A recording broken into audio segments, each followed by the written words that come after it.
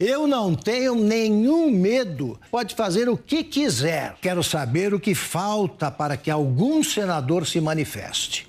Eu vou procurar abastecer com algumas informações para encurtar o caminho dos senadores que ainda não perderam totalmente a vergonha na cara.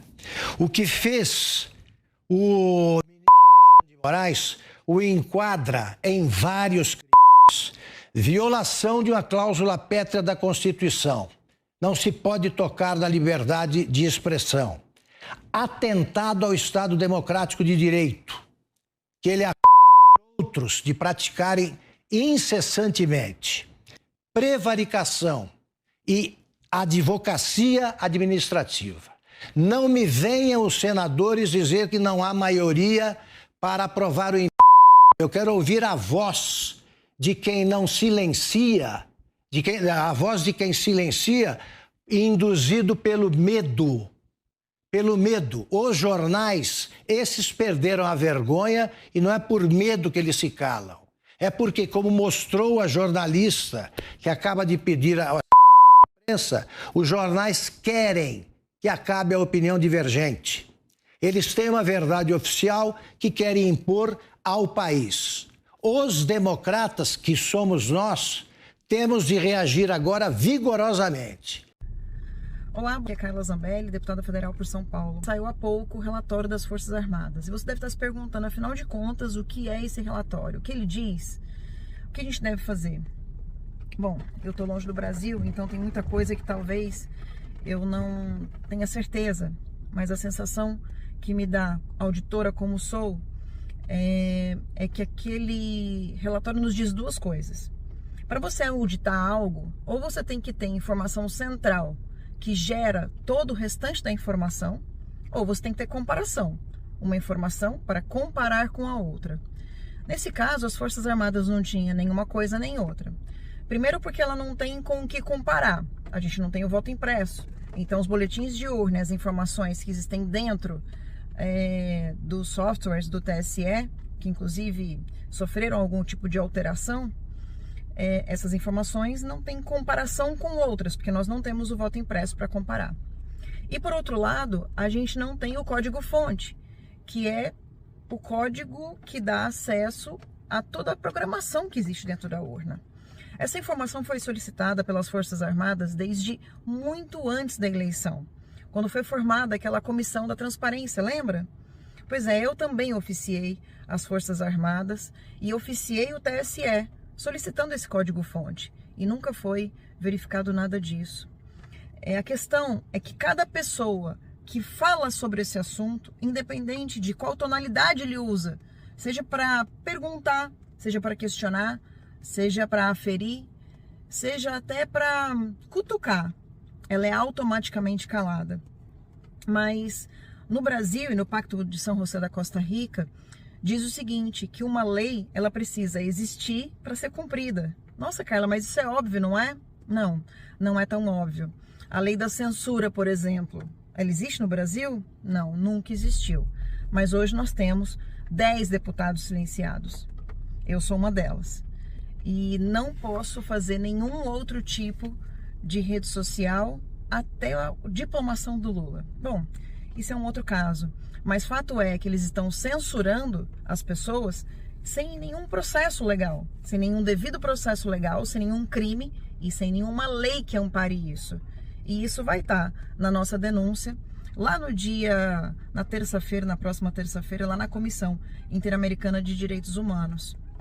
Eu queria ler para você a função das Forças Armadas. Ela está num artigo da Constituição. As Forças Armadas, constituídas pela Marinha, Exército e pela Aeronáutica, são instituições nacionais e permanentes e regulares, organizadas com base em hierarquia e disciplina, sob a autoridade suprema do Presidente da República, e destinam-se à defesa da pátria, à garantia dos poderes constitucionais e, por iniciativa de qualquer destes, da lei e da ordem. Nós não temos mais leis sendo cumpridas no Brasil, ou temos leis sendo inventadas para serem cumpridas, como, por exemplo, a censura. E a ordem? Bom, já tem algum tempo que eu não vejo a ordem no Brasil. Então, esse relatório nada mais é que um aviso dizendo: nós temos sim, agora, todas as cartas na manga, todas as cartas na mesa que ou o TSE entrega o código-fonte para as Forças Armadas, ou ela pode agir pela garantia da lei e da ordem. Afinal de contas, TSE, por que esconder com tanta veemência o código-fonte? O que é que vocês estão escondendo dentro do código-fonte? Olha, isso é fácil de entender. Quando você começa um processo que ele não é transparente, você acaba chegando a esse tipo de coisa. E eu tinha essa preocupação desde o início, tanto é que pedi o afastamento do ministro Alexandre de Moraes desse processo, porque eu temia que algo dessa magnitude acontecesse. Eu sempre disse, ele era funcionário de um dos candidatos. Ele foi para o Ministério da Justiça do Temer por causa de um desses candidatos. E ele foi para o STF por causa de um desses candidatos. E aí ele vai conduzir um processo eleitoral que esse candidato está na eleição. Não fazia sentido. Então, e aí ele vai para o pleito eleitoral tomando medidas só para um lado. Então, quando sai o resultado da eleição, obviamente que uma parte sai com gosto de caixão velho na boca e aí tem como nexo causal tudo isso. E para acabar de ter a cereja no bolo, ele passa a impressão de que o processo tá maculado. Por quê? Quem abre a boca e diz alguma coisa sobre o processo, ele censura. Então, quando você cala a boca das pessoas, fica tudo muito complicado. Parece o sujeito que chega com batom em casa, na camisa, com cheiro de álcool, perfume diferente, a esposa tenta procurar o que está acontecendo, ele manda ela calar a boca e fica bravo. Então, ela que tinha alguma dúvida, né, quase certeza, passa a ter mais do que certeza disso. Então, esse é o momento que nós estamos vivendo. Quem bagunçou isso tudo aí tem um nome e endereço CPF, ministro Alexandre de Moraes e mais um ou dois coleguinhas dele lá. Roberto Mota. Bom dia, deputado. Algumas pessoas, alguns jornalistas se referem a esses manifestantes com desprezo, com ofensas, chamando os manifestantes de arruaceiros, de golpistas. Mas eu conheço várias pessoas que foram se manifestar. São muitas das mesmas que se manifestavam no passado. São famílias, pais, mães com crianças. São trabalhadores que estão tentando expressar o seu sentimento, né? Quando um outro grupo se manifesta, a gente vê pessoas indo à rua pedir a ditadura do proletariado, né? Pedindo a implantação do socialismo. Essas manifestações são aplaudidas como democráticas, são louvadas.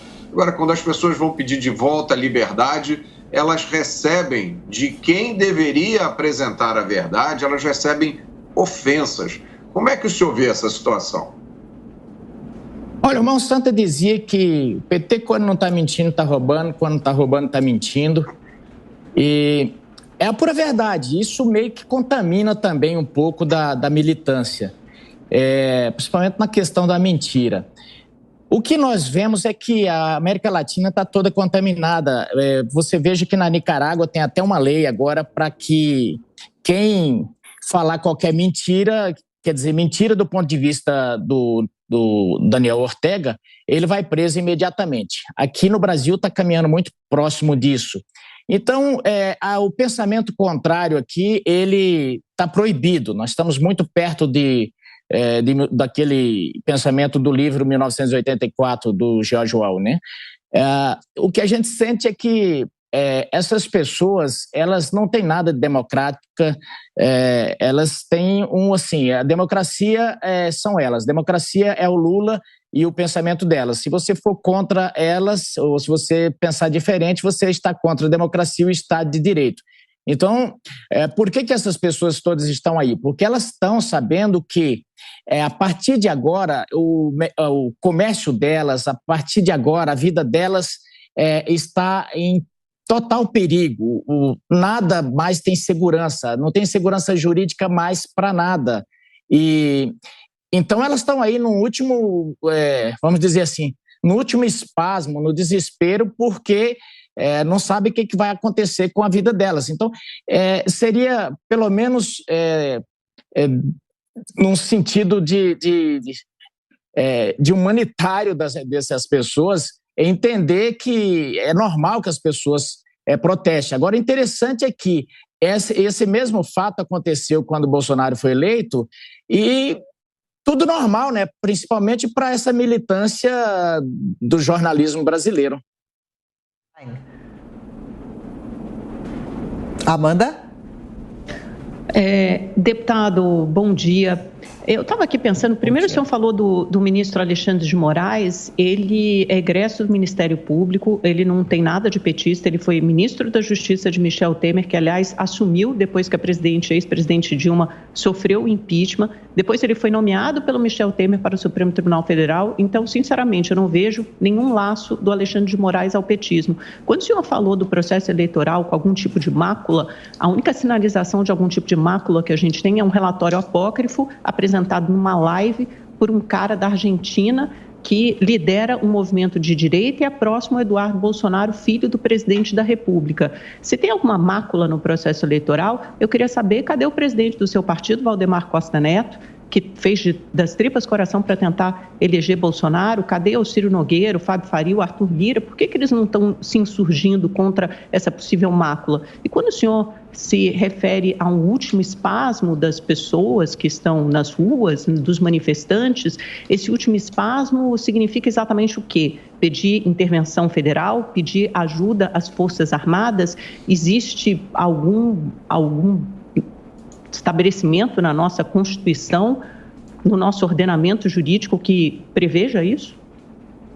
Existe. Artigo 5º diz que as pessoas têm direito a se manifestar, e aí não vai ser você, nem Alexandre, nem ninguém que vai dizer o que as pessoas podem ou não pedir. Na democracia você pode pedir, querer ou almejar qualquer coisa. Pedir golpe? Desde que não se esteja no estado de qualquer coisa.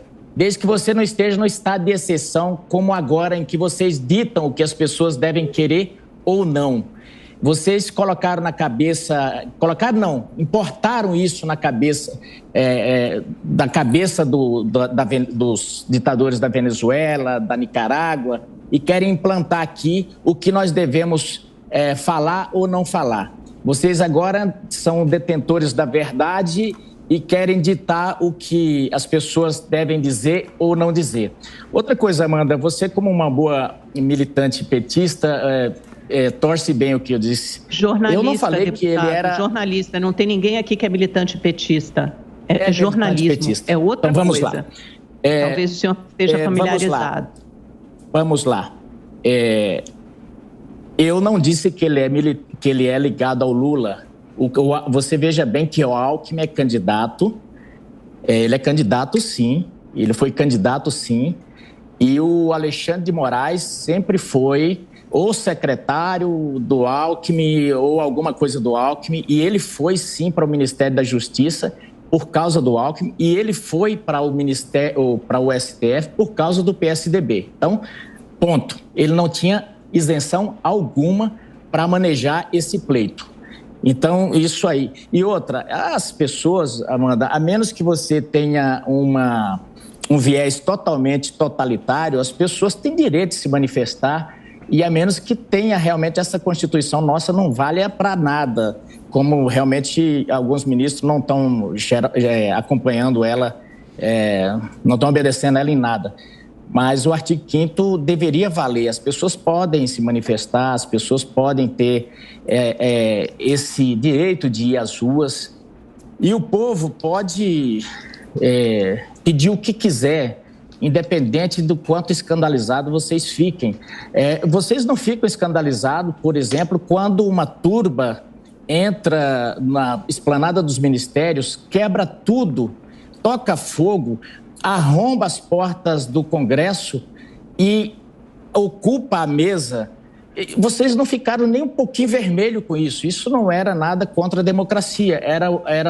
Aliás, era tudo normal. Aliás, vocês endeusam o guru disso tudo, que foi o Boulos.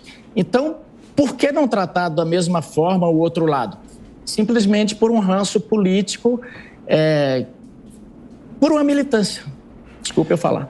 Deputado Paulo Martins, rapidinho para a gente encerrar a entrevista, por favor. Deputado José Medeiros, eu já abordei aqui em outras intervenções sobre a questão da imunidade parlamentar. Eu quero saber se o senhor se sente, olha só, não é se o senhor pratica, quero saber se o senhor se sente livre para exercer, para falar o que você realmente pensa em qualquer lugar do Brasil ou na tribuna da Câmara. Se o senhor se sente amparado pela Constituição e pelo nosso sistema judiciário para poder exercer a sua prerrogativa parlamentar.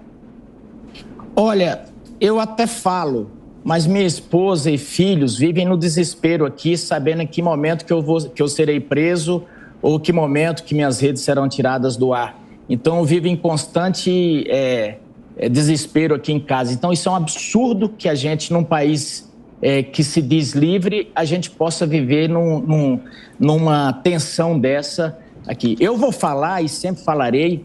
Eu digo que hoje mesmo vou protocolar talvez o 4º ou 5º pedido de impeachment contra o Alexandre de Moraes, mas porque eu penso que as pessoas que votaram em mim não podem ficar sem uma representação. E enquanto eu tiver esse mandato, vou fazer a representação 100% dele. Não vai ser o Alexandre de Moraes que vai me impedir de fazer.